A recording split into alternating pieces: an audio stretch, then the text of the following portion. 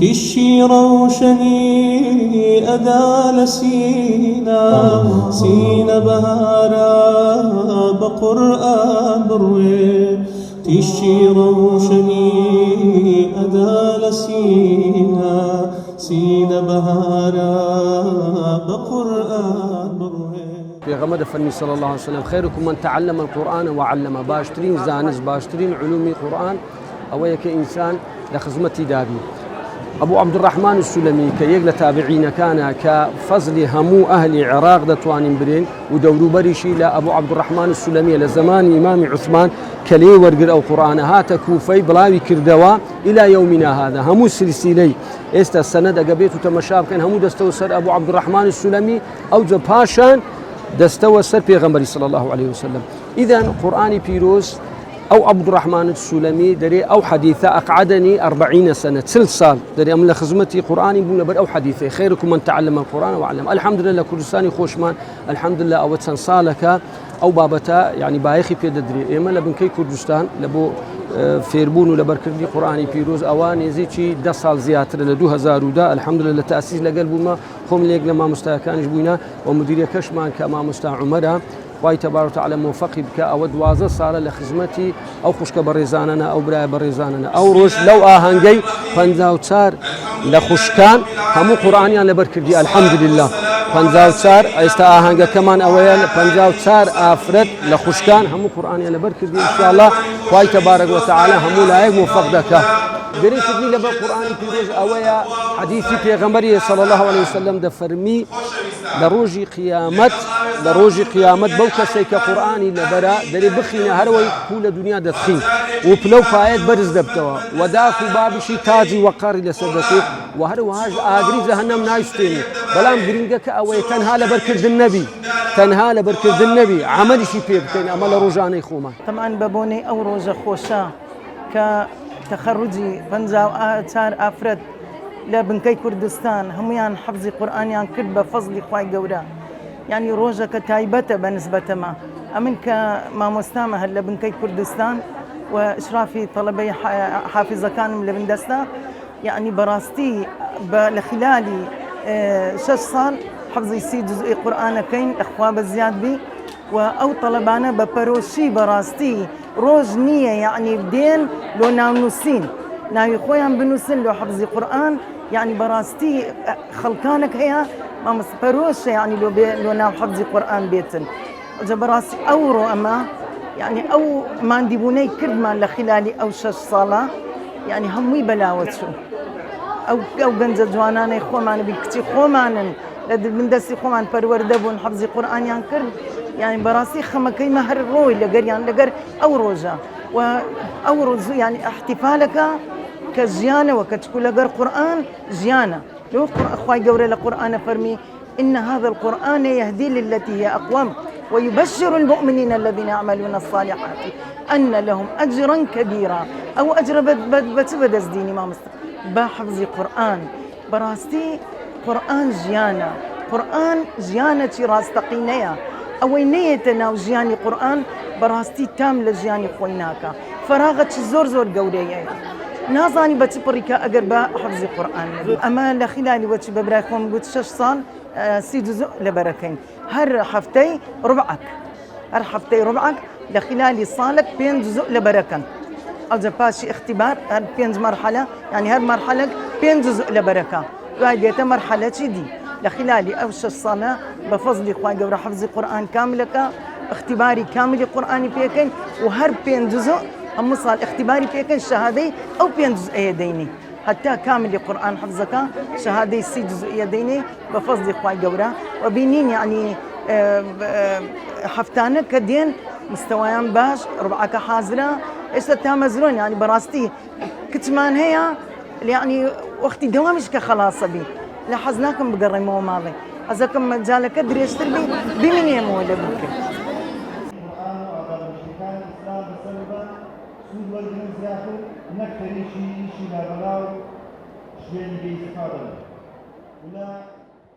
طبعا هستشي قلق خوشة إن شاء الله بقسمتي هم كستشي دبيتن طبعا ئەوەش هەوڵ و کۆششی دەوێتن مادی بوونەکی زۆری دەوێتن بەڵام ئیشاڵە دوایە بەرهەمەکەی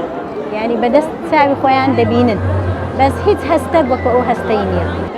لێرە پیرۆزباوی زۆر یعنی لە خۆم دەکەم یەکەم جار بەس دووەم کەسیش لە هاوسەرەکەم دەکەم چونکە زۆر یارمەتیدام زۆر ماندی بوو یعنی لە هەر کاتێکی کە داوام لێ دەکرد بمگەینی لە بۆ ئەوەی کە حەفزەکەم جێبەجێ بکەم قەت نەیدەگوتنا دەبی کە ئەمە حەفز دەکەین یەکەم جاربی لە عملەکەی بکەینەوە عملی پێ بکەین لە بۆی لە ڕۆژی قیامەتی حجەکەن لەسەرمان نەبی یعنی لۆمان شەفاعەت بیتن ئینشاءالله بەڕاستی هەستێکی زۆر خۆشە یعنی هەستێکی زۆر خۆشە ناتوانی بەوە دەری ببڕی الحەمدولله سپاس بۆ خوا دوای مادی بوونێکی زۆر کە توانیمان ئەو قورئانە پیرۆزە لەبەر بکەین گرنگیشی ئەوەیە ئێمە ینی کار و کردەوەی پێ بکەین و لە دڵمان بچەسپێ تەنها حەفزەکە نییە داواکارم لە خوای گەورەکەوە ئەو قورئانە بکاتە توێشوی قیامەتمان و زۆر سوپاسی کەس و کار و مامۆستایەکانم کە هەموویان پاڵپشتمان بووینە لە بۆ ئەو لەبەرکردنی ئەو قورئانە بەڕاستی هەستێکی زۆر خۆشمان هەیە بێگومان کاتی زۆر دەوێ و دەبێ ڕاستی ئەگەر بتەوێ لەو ڕێگایە بەردەوام بی و بتەوێ ئەم قورئانە پیرۆزەیە حفز بکەی بەڕاستی دەبی کاتی زۆری بۆ تەرخانکەی یعنی من زۆر شتم بەلا ناوە تاوەکو خەریکی زیاتر خەریکی قورئانەکەم بم کاری ماڵەوەمان لەسەر بووە منداڵ بەخێوکردن و هەروەها یعنی هەموو شتێکمان لەسەر بۆ بەڕاستی بەس لە خوای بەرزیاد بێ شەر بەردەوام بوونە هەموو شتێک بە بەردەوام بوون دەگاتە سەر ئەوە زۆر گرینگە یعنی قورئان حفزکردن بە تەنیا گرنگ نییە عمل پێکردنەکەی لە هەمووی گرنگترە بەڕاستی ئەگەر عملی پێ نەکەین کەواتە هیچمان نەکردو مادی بوونمان بەزایە ڕۆیە ئینشاءالله خوای گەورە وا دەکات عملیشی پێ بکەین و لە دڵمان بچەسپێت شتێکی زۆر خۆشم هەیە هیوادارم ئەو کەسانی لە ماڵەوەم بەشی تر خۆیان خەریک نەکەن چونکە قورئانە بەکەڵکیان دێتن بۆ ڕۆژی دوایی و هەم بۆ دنیاش من قوتابی بووم سەرەتا بەیانیان کاتژمێر 8 هەڵەستام لە خەو دوایی تا نیوەڕۆ قورئانم لەبەر ئەکرد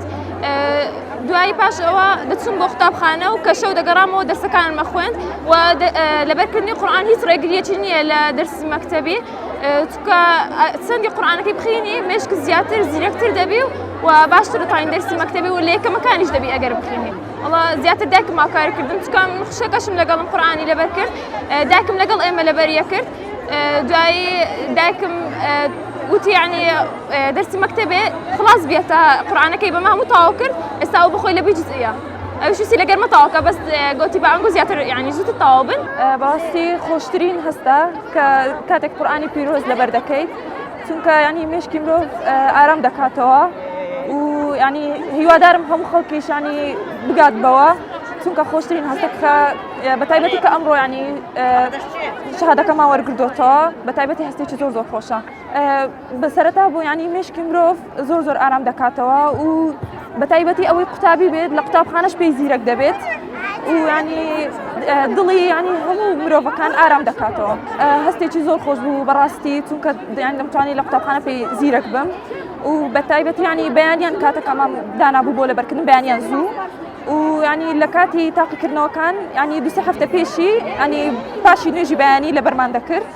و دایک و باوکم زۆر هاوکارم بوون بەڕاستی بەتایبەتی دایکم چونکە زۆر لەگەرمان ماندی بوو کە تا توانیمان ینی بگەین بەو ئاستا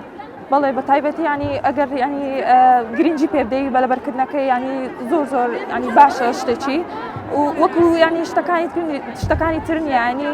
قورئانی پیرۆز ینی تایبەتە لە شتەکانی تر و کاتێک لەبەری شیرەکەی خۆ ینی هەستێکی زۆر خۆشە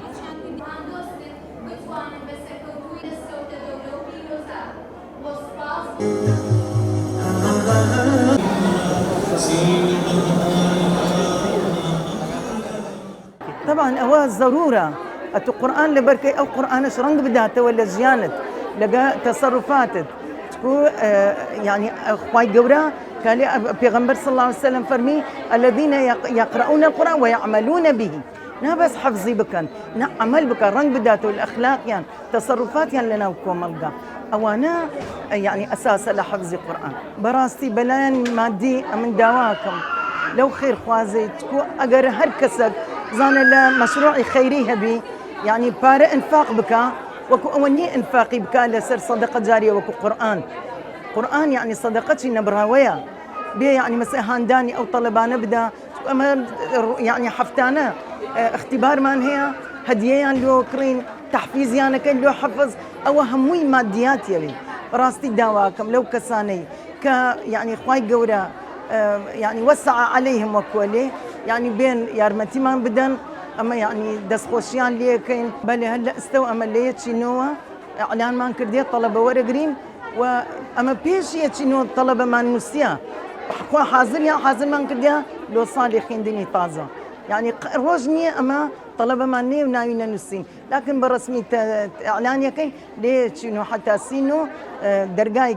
قبول وەرەگرەکەینەوە لۆ ئەو طلبانی کە بێن لۆ ناو قورئان طبعا لكن کەسانێک زۆر زەحمەتە قورئان لەبەرکەی بەڵام ئەگەر جەدوەلێکی بۆ خۆی دابنێ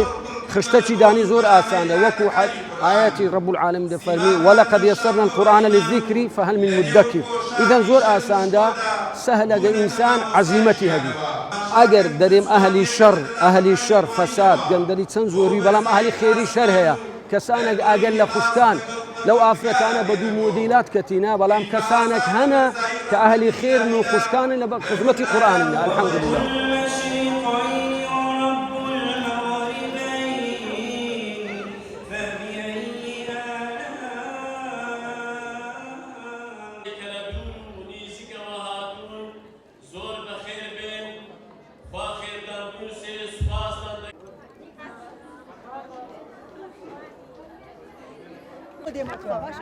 بەڵێ ئاسانکاریمان لۆ کردیا یعنی مەجالی ئەوان پێدا کە بتوانی بستە بنکەی قورئانی بخوێنی هەتا لەبەر دەکە بە تەواوی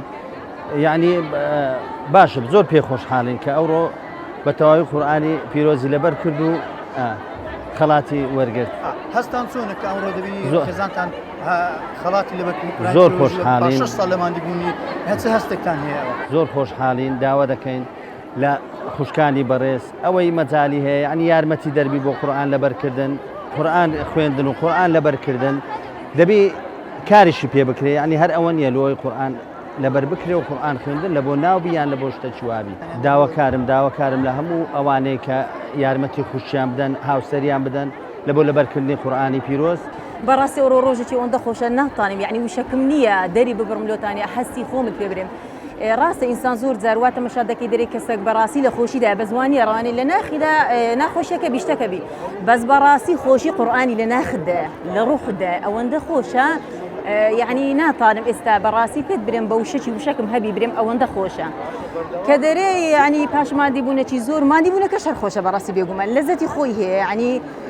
ئێستا کە تەواوم کردی ئێستا حەز دەکەم چ لەزەتێکی هەبوو مادیبوونەکە بەڕاستی کەسایەتێکی دیکە هەزەکەی ئەتو لە کەسێکی یعنی ئەو کەسەی کە بووی ئەو کەسە نامینەی کەسایەتێکی کەت دەبیتن بەڕاستی 6 ساڵ پێ ئێستا کەسێکی دیکە بوومە ئێستا کەسێکی دیکەمە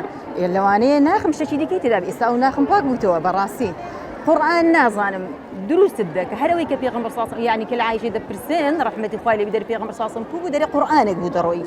ئەتو کە قورئان هاتە ناخد وا دەکەی قورئانێکی دەڕۆی دەبی ئەو هاش هەز بکەی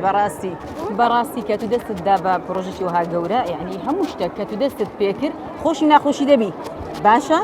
دەبی بەسە ناخۆشیەکان دازاڵبی بەڕاستی ئەگەر دەرێش یعنی خێزانەکەم ئەمن زۆر دائیمە لە هەموو کاتێکی دعاوی دوعای خێری لۆ دەکەم زۆر یارمەتی دەرم بووە کاتێککە تاقیکردنەوە دەهات ئەگەر بێت و نەمتانی باە تا خواردنی لە بۆ ئامادەکەم زۆر طبیعی بلەکنی دەگوت طبیعیە ئەو ڕۆکە لەوانەیە بتانم لە دەری نانی خۆم یعنی زۆر یارمەتی دایمە خوا خێری بنووسی منداڵەکانشم بە هەمان شێوە واللهی تەمەن هیچ کادڕێی گرنیە هەر کات دەست پێ بس بێگومان یعنی لە تەمەنێکی زۆر باشترە لەوەی لە تەمەنێکی تاقیتر بەس ئەوەش ناکاتەوە تو برێ وەڵا تەمەنم گەورە بووە نا زۆر احتیاجی خوای گەورە یارمەتی دەدا ڕاستە قورئان قورسە زەحمەتە بەس خوای گەورە ئاسانی دەکا بێگومان سپاس بۆ خوای گەورە کە یارمەتیدان بە لەبەرکردنی قورئانی تەواوی قورئانی پیرۆز بەڕاستی هەستێکی یەکجار خۆشمان هەیە داواکاری لە خوای گەورە لێمانی قبول بکات و سەربەرزی دنیا و دا ڕۆژمان بکات گرنگی لەبەرکردنی قورئانی پیرۆز ئەوەیە کە نیەتت پاک و خاڵص بوو لە بۆ خوای پەروەردگار و بەتایبەت دەبوو ڕازیکردنی خوای پەروەردگار لەبەری بکەیت من وەکو قوتابی زانکۆ لە کۆلێژی سلاحەدین دەخوێنم قۆناغی سێم دەرچووم لە بۆ قۆناغی 4 بەڕای من بەنسبەت خوێندنی قورئانی پیرۆز هیچ ڕێگریە کرد یعنی لەبەردەم دروست ناکات لە خوێندنی وانەکانی زانکۆ و قوتابخانە و هەر دەوامە چیتکە و هەر مەسئولیاتە چیتکە کە کەسێکی تایبەت مەسئولیاتەکەی تایبەت بەخۆی هەبێ. ئەمن قوتابی زانکۆ بووم تازەش باسم کرد زۆر جاری وا هەبووە زۆر جار لە زانکۆش ئیمتیحانم هەبووە هەر ئەو ڕۆژیش لە مەرکەزی ئیمتیحانم هەبوو ئەلحەمدولیلا لە هەردوو لای نمرەی زۆر باشم هینایە. لێرەدا بە پلەی دووەم دەرچووم لەسەر کۆی گشتی حافز قورئانەکانی ئەوڕۆ کە دەرچوین و هەروەها لە زانکۆش بە پلەی دووەم دەرچوومە لە خوای گەورە بە زیادی ئەو فەزڵی خوای گەورەیە و ئەوەش ئەوە دەردەخات ئەو قوتابیەی کە بیەوێ قورئانی پیرۆز زەبەر بکە ئەگە نیەتی وا بێت بتوانێت ئەو قورئانە بە خاڵسی لە بۆ خوای گەورە لەبەر بکات و بیەوێ نمرەی باشیش لە قوتابخانە و زانکۆکان بەدەست بێنێ ئەوە بە هیچ شێوازێک ڕێگری ناکات لەوەی کە ئەو قوتابیە نمرەی نزم بەدەست بێنێت یاخود سەرکەوتوو نەبێت یاخود مەسەلەن لەبەر ئیشێکی برێ ناتان و ئەو بابەتانە ئەوە دەوەستێتە سەر کەس تایبەت خۆی ینی گرنگی ماڵەوە گرنجێکی یەکجار زۆری هەیە. ئەمە بە خۆمان دایک و باوکی بەڕێزم زۆر هاوکاریان کردینە بەڕاستی تامردن ناتوانین چاکەی دایک و باوکی بەڕێزمان بدەینەوە کە ئەوان بە هەندێرێکی پێشەچی و سەرەکی دادەندرێن لە بەرکردنی قورئانی پیرۆز وەزائیدەن ئەو تەڵەبەیە کە دەیەوێت قورئانی پیرۆز زەبەر بکە بەخۆی هەوڵ و جوهدی خۆی بەکاربینێ و بتوانێت قورئانی پیرۆز زەبەر بکە. لە کوردستان نزیکەی 85 زیکەی ئیقبال لەسەر وەلیعهد رب هذا البيت